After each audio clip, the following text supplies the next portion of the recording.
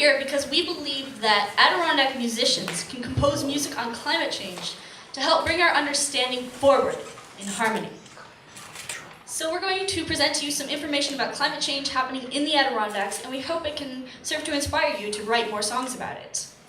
So, for you musicians out here, we're like your opening band for this gig, and this is our set list. We're going to talk about how the Adirondacks are defined by its climate, how ice cover on Lake Champlain is decreasing, how bees are emerging, how buds are bursting earlier, and how bees are emerging sooner.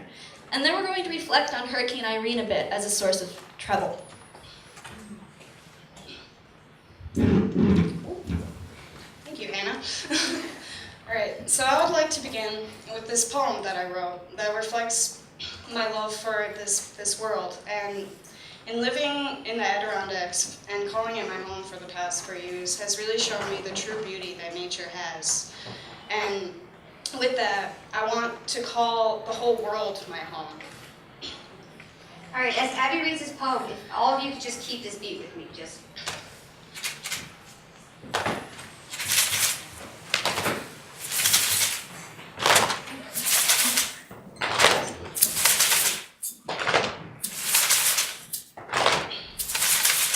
She's powerful, yet delicate, ruthless, yet lovely.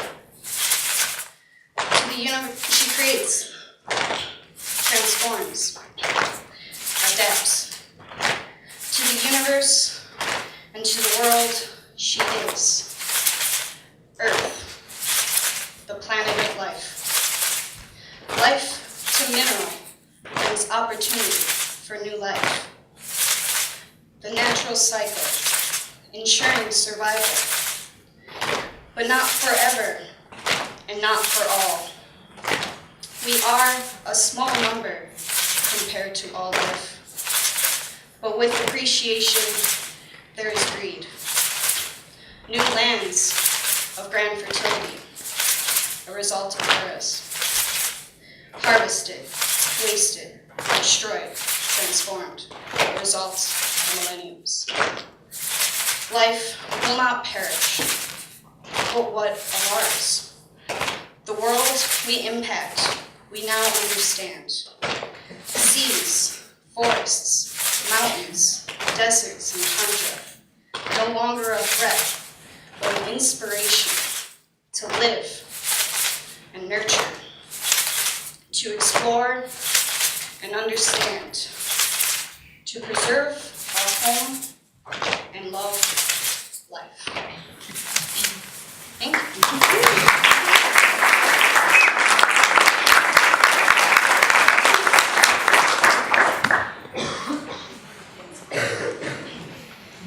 Thank you, that was awesome.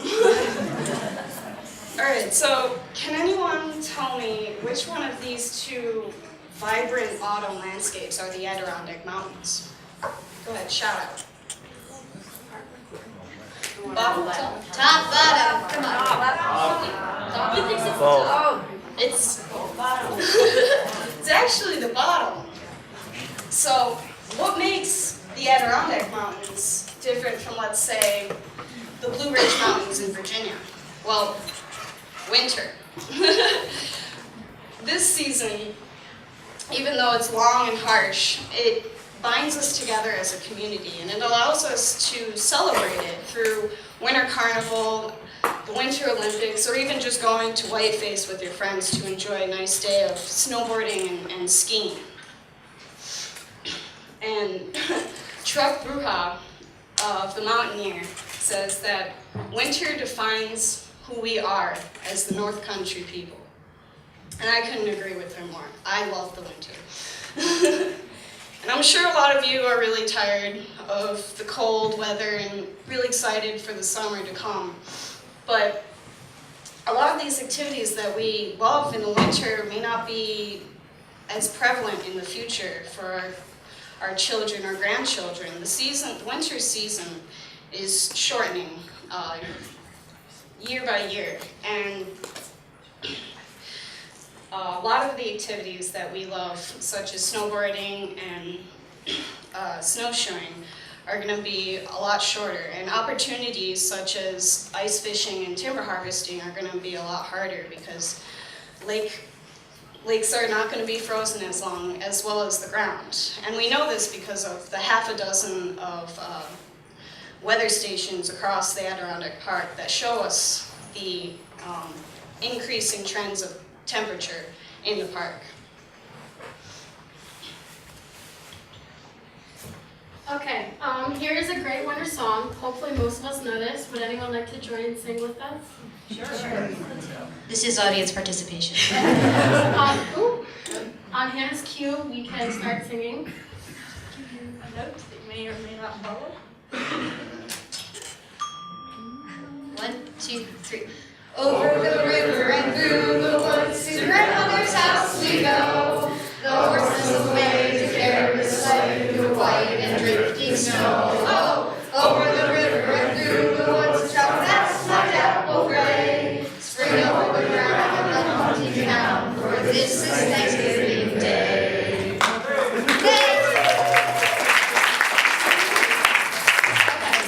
Thank you. This song was written by Lydia Marie Child in 1844, and not many people know that it is a nursery rhyme about climate change. And when she wrote this, there was snow on Thanksgiving Day, which does not happen currently most times. And by musicians creating music, it gives us a historical documentation. And in addition, the Adirondacks are defined by the beautiful flora and fauna species.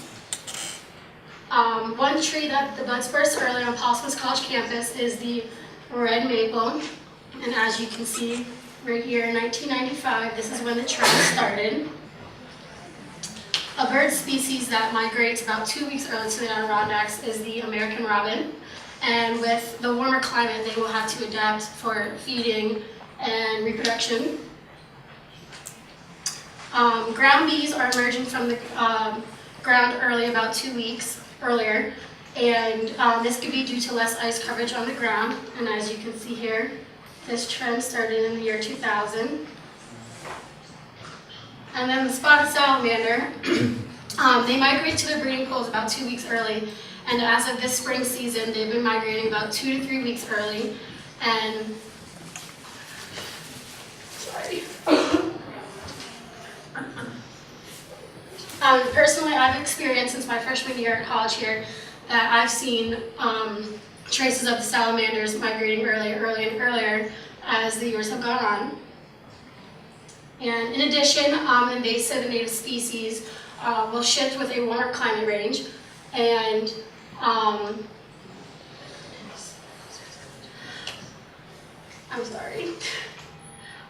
In addition, the PSC community, the species are important to us because us are studying the wildlife and plant species, and which gives us all about the experience. Now we're going to talk about ice, snow, and storm trends in the Adirondacks as a result of changing climate. So this is Lake Champlain, and this graph goes from 1810 to 2010, and the gaps in the lines are the times where the lake did not freeze completely. And we've put stars there as well. As you can see, in the 1800s, only a couple of times the lake didn't freeze completely, and then a couple in the 1920s, 1930s. And then starting in the 1950s, it's like a meteor shower of stars down there. So, as musicians, we have additional tools by which to communicate this sort of thing. My tool is going to be the glockenspiel. So if I were to play this graph, it would sound something like this.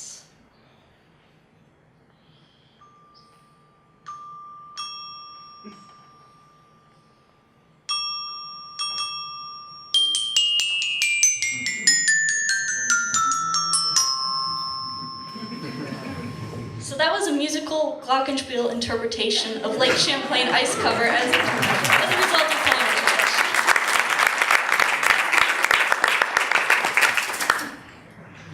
So another trend that we've been measuring since the 1970s is the lower St. Regis ice out. On the Paul Smith College campus, students have been guessing about the approximate date as a competition of when lower St. Regis is going to melt. And as we've noticed within about the past decade or so, that the trends show we're getting about 2 to 3 weeks earlier with the ice out. This is due to increasing global climate change temperatures in the Adirondacks, which is causing a shortening of winter days. So, for this, I'm going to need 8 volunteers to bring up their shakers with them. I need 8 of you. Oh, I got a volunteer back there. Come on up. First aid. We're going to ask you just to line up right here. All right, you got your shakers? All right, 1, 2, 3, 4, 5, 6. I need 2 more.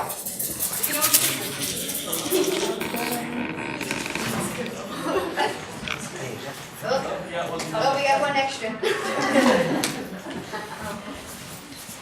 All right, so now each of these people currently represent 10 days of winter in the Adirondacks. All right, could all my volunteers shake your shakers? All right, thank you. Now, wasn't that a beautiful snow this year? Wasn't that beautiful, guys? So this currently represents the 80 days of winter we have right now in the Adirondacks. All right, Kurt, since you've done this before, I'm going to ask you to just step to the side. And Rory, I don't mean to pick on you, but I'm going to step on the side. All right, so can my last 6 volunteers please shake your shakers again? All right, thank you.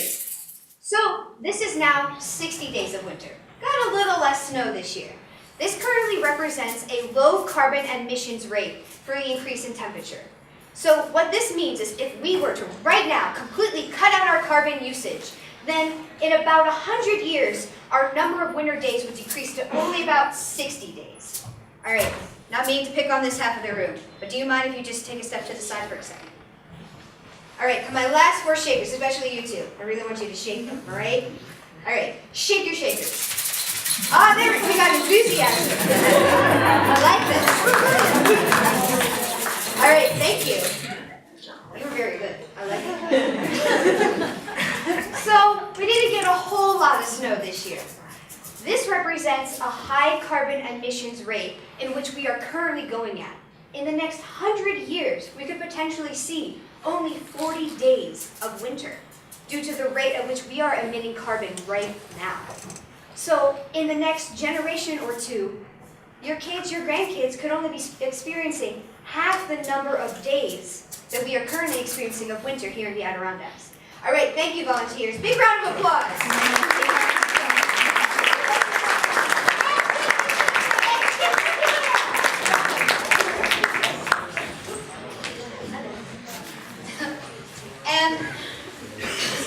Thank you very much, volunteers.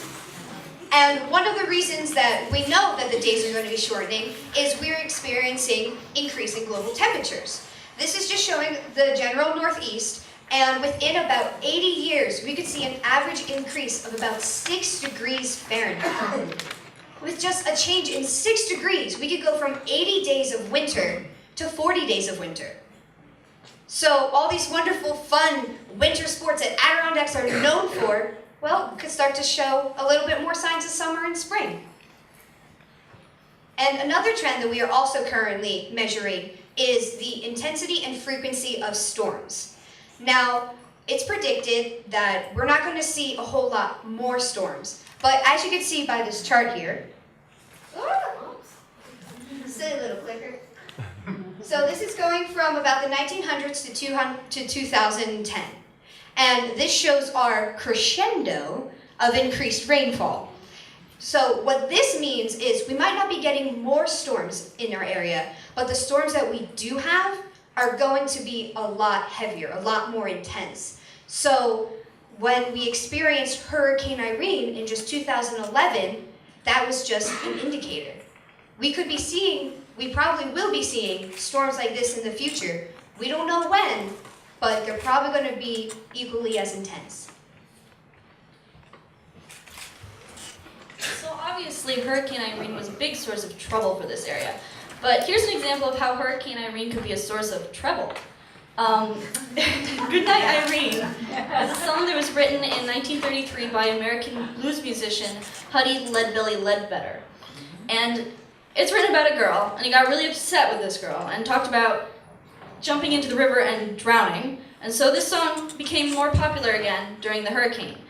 But we rewrote a verse and the chorus to fit our theme more closely and Hurricane Irene. So if I could have George Bailey come up here, he's going to help us sing our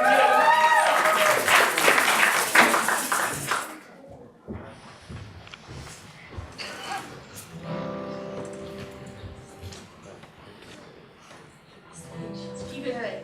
Yeah, go out there. So you can play the flute part. Yeah, start with there's treble in minor. Yeah. Come up to the mic. Yeah, go for it. This is, I thought you were singing. No, you're singing. I'm singing. I love singing. Anybody who can sing along This with way and we'll sing to you, George. Okay. Kurt will sing for us, and anybody else that would like to sing, please do so. All right. So why don't we start with a chorus down there? Okay. All right. And I think we leave out that top line. Yeah, we'll just sing chorus. We'll go through the chorus. Is that a good pitch? Yeah, okay, thank you. Irene, goodbye. Irene, goodbye. Goodbye, Irene. Goodbye, Irene. There's a treble in my dreams. One time I lived in King Valley. One time I lived in town. One time a storm broke my building, and family and I almost drowned. Irene, goodbye. Irene, goodbye. Goodbye, Irene. Goodbye, Irene. There's a treble in my dreams. Thank you. Thank you, and thank you to George Bailey. Here's another relationship song. This song was written this year by Andrew Huang, and it's not about climate change either. It's about relationships, but he called it climate change, and the first line is, "Climate change aside, you're the worst thing that's ever happened to me." So I think that adds to the heartbreak of the song. So back to temperature, here's a recap. To be sure, it's going to get warmer. Under the moderate scenario, in which we stop burning fossil fuels as soon as we can and reduce our carbon dioxide emissions greatly, we're still going to see an increase in temperature because climate change has momentum, and it takes a long time for heat to re-enter oceans and carbon dioxide to re-enter into the trees. And so we'll still see an increase of 1 to 6 degrees Fahrenheit, although the season in which that will be most significant is still uncertain. Under the extreme scenario, where we stop burning fossil fuels at some point down the road, we'll see an increase of 6 to 11 degrees Fahrenheit, and that will be most significant in winter. Precipitation is a little bit harder to measure because it moves around, but under the moderate scenario, there may be no change at all. It'll be warmer, so there will be more moisture held in the atmosphere, so likely it'll be a little wetter. But under the extreme scenario, we'll see an increase of 4 to 6 inches, 10 to 15% more. Seasonality is still uncertain. So, as you're doing some research in preparation for your songwriting, these are some sources we recommend. We recommend the Intergovernmental Panel on Climate Change. The Nature Conservancy is good. That slide we showed you where the whole yellow northeast went to orange, that's Climate Wizard, and that's very easy to use, but it's more broad. It's not as local, but it's very easy to use. And the United States Historical Climatology Network is much more local. It generates graphs, and you can choose how many centuries you want. Generates graphs based on data collected from dozens of weather stations all across New York, and half a dozen in the Adirondacks alone. Or you can go to the theater. Let's go see The Great Immensity. It's on until May 1st, and it's a musical about climate change. The National Science Foundation gave them $700,000 to help fund this. So, taking into consideration all that we've told you, what would Pete Seeger say to inspire you? And a week from today would be his 95th birthday. He would say, help others, take care of the planet, and when you sing for what is right, others will join. He also said, my job is to show folks there's a lot of good music in this world, and if used right, it may help save the planet.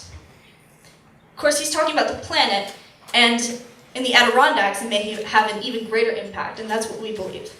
So our challenge for you is to write a song about climate change. You can also establish some climate banter around songs you've already written. If you find that, oh, I was writing about this flora and fauna, but actually I was writing about climate change. You can also incorporate some climate change influences into your album art. But most importantly, we want you to remember that as musicians, in general, it's your job to witness, write, sing, and bring our understanding forward in harmony. So thank you for coming to SAMFest, thank you for coming to our presentation, and listening and participating.